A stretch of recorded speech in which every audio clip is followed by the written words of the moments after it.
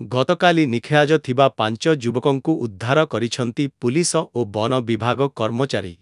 ବିଳମ୍ବିତ ରାତିରେ ସେମାନଙ୍କୁ ଉଦ୍ଧାର କରାଯାଇଛି। ସେମାନଙ୍କର ସ୍ୱାସ୍ଥ୍ୟ ପରୀକ୍ଷା କରାଯିବା ପରେ ପରିବାରକୁ ହସ୍ତାନ୍ତର କରାଯାଇଛି।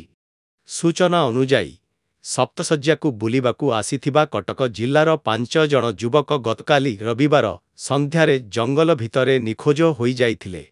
ମନ୍ଦିର ଦର୍ଶନ କରିବା ପରେ ନିକଟସ୍ଥ ଜଙ୍ଗଲକୁ ଫଟୋ ଉଠାଇବା ଲାଗି ଯାଇଥିବା ବେଳେ ଫେରି ନଥିଲେ। ଯୁବକ ବାଟ ନ ପାଇବାରୁ ଘରକୁ ଫୋନ କରି ଜଣାଇଥିଲେ ଯେ ଆମେ ତଳକୁ ଆସିପାରୁନୁ।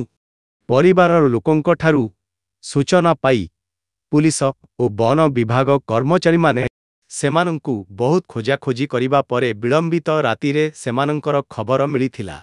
କଟକ ଲିଙ୍କ ରୋଡ ଅଞ୍ଚଳର ଅରକ୍ଷିତ ମହାପାତ୍ର, ଶୁଭମ ମହାପାତ୍ର, ହିମାଂଶୁ ଦାସ, ସୁଜିତ ସାହୁ ଓ ଲକି ଦାସ ଢେଙ୍କାନାଳ ଜିଲ୍ଲା ସପ୍ତଶଯ୍ୟା ଯାଇଥିଲେ। ସନ୍ଧ୍ୟା ହୋଇଯିବାରୁ ଘଞ୍ଚ ଜଙ୍ଗଲରେ ଫେରିବାକୁ ବାଟ ପାଇନଥିଲେ। ପରିବାର ଲୋକଙ୍କୁ ଏ ସଂକ୍ରାନ୍ତରେ ଫୋନ କରି ଜଣାଇଥିଲେ। ପରିବାର ଲୋକେ ମଧୁପାଟଣା ଥାନାରେ ଅବଗତ କରିଥିଲେ।